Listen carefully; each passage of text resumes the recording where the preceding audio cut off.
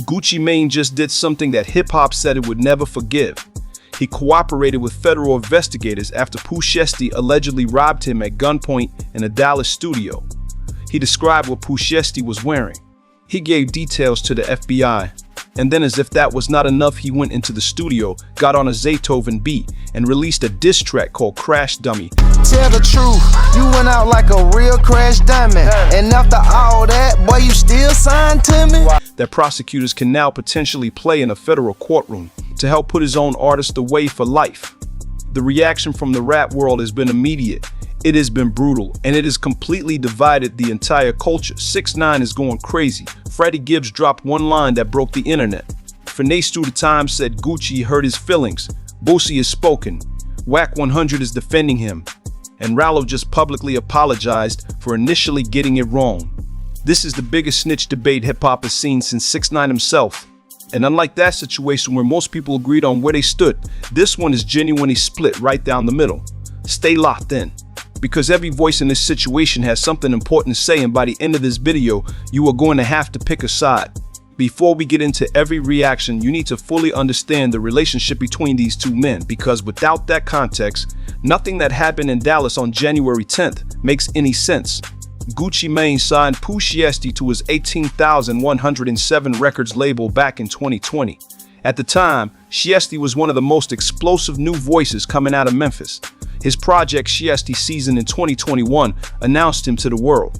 Back in Blood, featuring Lil Durk, became a street anthem. He was raw, he was authentic, and he had the kind of energy that does not come around often. Gucci Mane saw that energy and invested in it.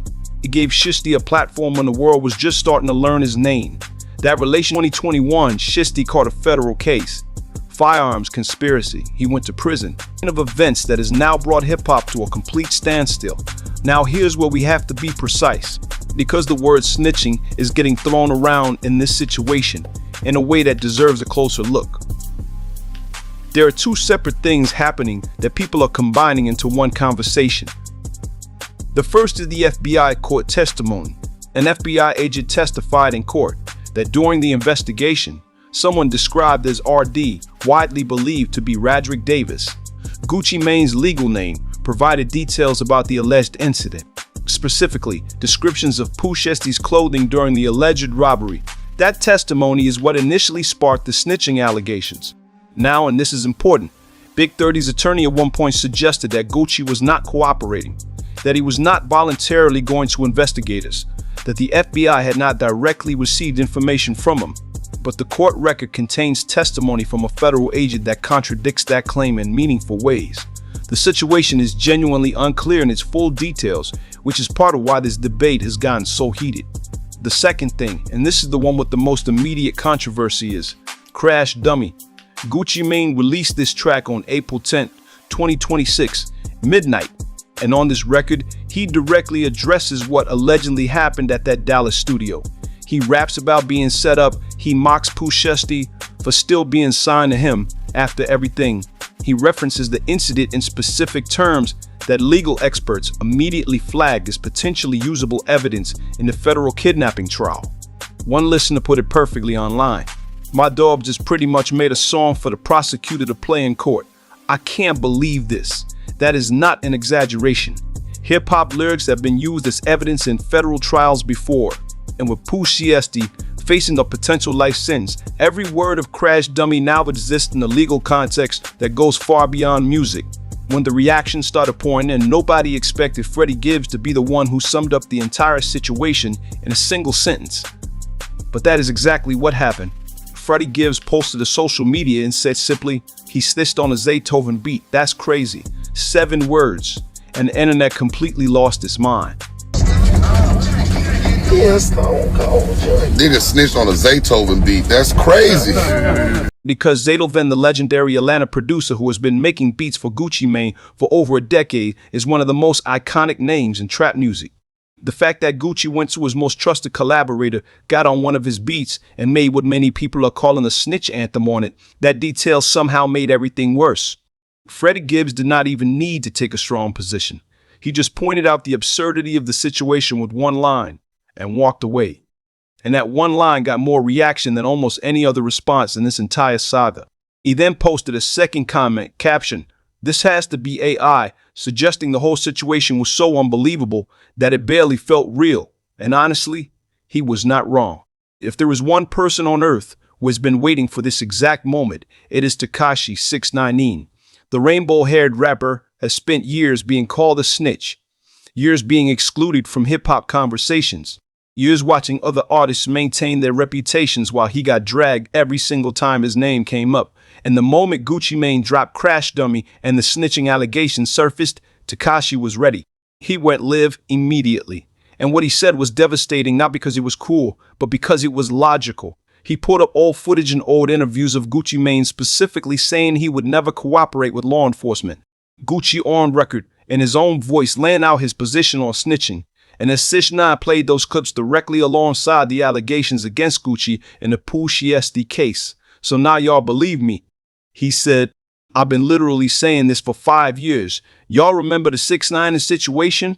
When y'all said it's the streets, you know what you signed up for?" For 5 years, I'm about to break it down for you. No, it's different. Now it's moving the goalpost. No, it's different. He's a businessman. Let me break this shit down. Exhibit A. So then, I have no system, I never want to stay, grow up, and I never will. A word? I'm a true G. A true G. What? Exhibit B. Exhibit B. Yeah, I ain't gonna tell nobody, not even the police. I don't believe in none of that shit. Oh, you don't believe that? The only thing I believe in is don't tell the police.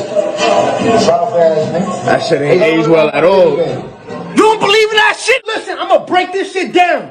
Listen to me. Oh, no, it's different. No, it's different. I won't tell the police. Hear this shit. This your mouth. Take a nigga kindness for weakness. I pulled up on business, but y'all was on What? shit. The artisan. I pulled up for... Take a nigga kindness for weakness. I pulled up on business. I took my shit for kindness. I pulled up on kindness. I pulled up... No, they didn't pull up no weak shit. They pulled up on street shit. Shit that you rep. Yo, I wear a lot of hats. They smile in your face, then they stab you in your back. You learn from your daddy, so I guess that it's hereditary. I'm that same nigga that put money on your commissary. Do you hear your stupid ass self? Yo, I'm the nigga that put your shit on your commissary. Oh, I did this, y'all stabbed me in the back. Yo, what happened? Remember 6ix9ine situation? Y'all remember the 6ix9ine situation? When y'all said, it's the streets, you know what you signed up for? You know what you signed up for? What happened? It's you. They pulled up on some... Nigga, give me everything. I want everything, nigga. Take this shit out your fucking ears. Give me this shit, nigga. Oh, this your wedding ring? Let me get that shit. They pulled up on street shit. Now you a businessman? No, it's different. No, it's different. No, it's different. He mimicked the people defending Gucci. How many times? How many excuses? How many excuses? How many times? No, it's different. No, you know what's the difference? Look at this. All these niggas that talk and say this shit for 5 fucking years. Hold on. Y'all gotta see this shit. What's the difference between all these rat ass? Y'all tell me what's the difference. They know the difference. I've been saying this shit. They said, yo, why you tripping? Why you always go so hard, nigga? Why I go hard? Cause y'all try to take money out my family's fucking mouth. Money out my fucking family's mouth. I must eat. 6ix9ine's point was complicated. Gucci Mane is a rich man, a successful man, a man with millions of dollars and a thriving empire. And, in Finesse's view, a man in that position going to the police over jewelry and a ring, rather than handling it through other means, violated something fundamental about what the streets expect from people who came up in those same streets. You got a whole lot of money. What you worried about? A chain and a ring for? That question, simple as it sounds, captures something that thousands of people in the comment sections could not articulate, but immediately felt. The street code, fair or unfair, logical or illogical, says that a man of Gucci's stature and resources should have had other options. And choosing the federal option in the minds of people operating by those codes was the one choice that could never be walked back. Boosie Bartizel weighed in similarly. I completely agree. Like, bro, come on, man. Nigga giving you a chance. You probably wouldn't even know him to be a celebrity if he didn't give him a chance. Oh, yeah, no, you could easily say that Pooh Shiesty would not be where he is on any level if Gucci didn't come in and co-sign and put that muscle behind him. Bro, it's shit Listen, crazy. being hip-hop CEO, I think is the most... CEO, your artist might turn on the most thankless job ever. Motherfuckers don't make the right records, they gonna blame you. Bro, Every this shit time. is crazy, Look what you're bro. going through right now. Asian Doll expressed her support for Pooh Shiesty. Yeah, I can't even think of a word that I'm feeling right now. Like, this shit is beyond me. Like, this is the man that was smoking on Pookalode and all. Like, this was a Pookalode smoker. Now he's a tattletale? And he done took tattletale to the next level. Like, yeah, I'm shaking. Like, yeah, I snitch, bitch, and I'll do it again. Walk. Like, that's all I heard. Like, you cut me deep, Shrek. You cut me real deep. Booty Low also voiced their positions. Get real with Gucci. Ain't no way that he doesn't internet be lying. You believe that all night? I said, you believe all this real? Like, it might be real, but man, this might be real. I'm gonna see. The internet gonna tell you this is real. The internet gonna tell you this is real. They play the game with him every day. He been on that whole game. I ain't been on the game, man. He play that whole fucking day. No, I feel like both sides is definitely wrong because, you know, we already know Shiesty, you know, we crash this, that, and another, but then at the same token, man, be playing with eyes, bro. You know what I'm saying? Like, some of us really did real time, real years away from my family about this music, bro. Like, you know what I'm saying? Some of us really went and sat down and did calendars, bro. And you know what I'm saying? When we was doing them calendars, motherfuckers don't be packing felt, gang. Motherfuckers home, you think you gonna play on top like on some pimp. So, man, motherfuckers crash on you, bro. Like, I would've did the quality, you know what I'm saying? I don't wanna say this nor that, but man, you can't be playing with nobody live like you just whoop, whoop, whoop. Oh, you ain't go, family, and yeah, you see his family involved. Yeah, his partner ain't playing with me, bro. Motherfucker be trying to play this big Larry with people. Like, oh yeah, you signed me. Well, I done seen a few artists in the last several months complaining about, you know what I'm saying, who they signed to and what they got going on, and cause be acting like they playing. And then when motherfuckers spin they top, it's nah, bro. So I don't agree with it. But at the same token, I'm gonna say this: you cannot straddle the fence, bro. You cannot play on the good side and the bad side, bro. Free the guys. That apology from someone who had initially taken Gucci's side told you everything about how the new information was landing in real time. I respect the game. I'm a man. And I need you to send it to your people and tell them I was wrong and tell them I apologize. Damn. Why this is not as simple as the street code crowd wants it to be. Wack 100, the industry figure known for taking strong positions, came out firmly in defense of Gucci Mane.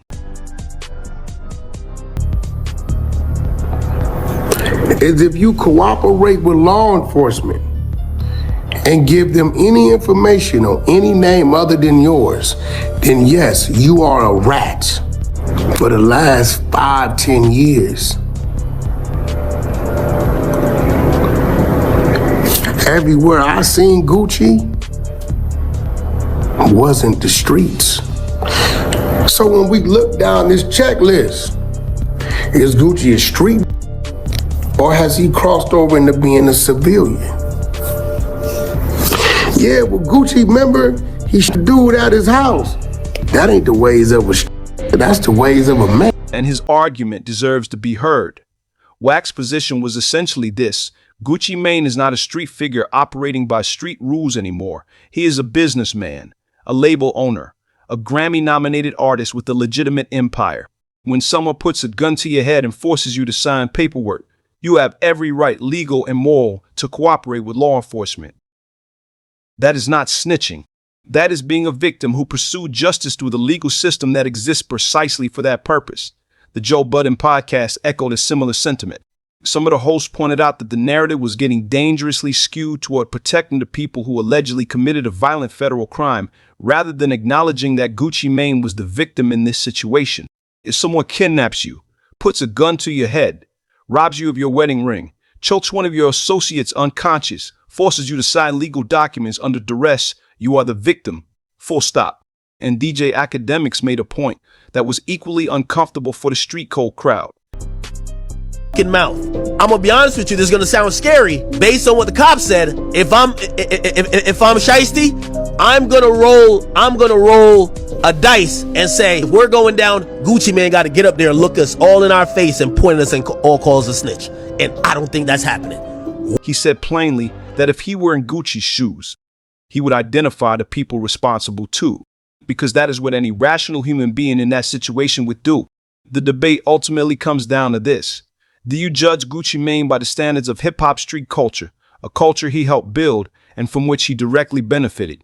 Or do you give him the grace of being a legitimate businessman and crime victim who pursued legitimate legal remedies?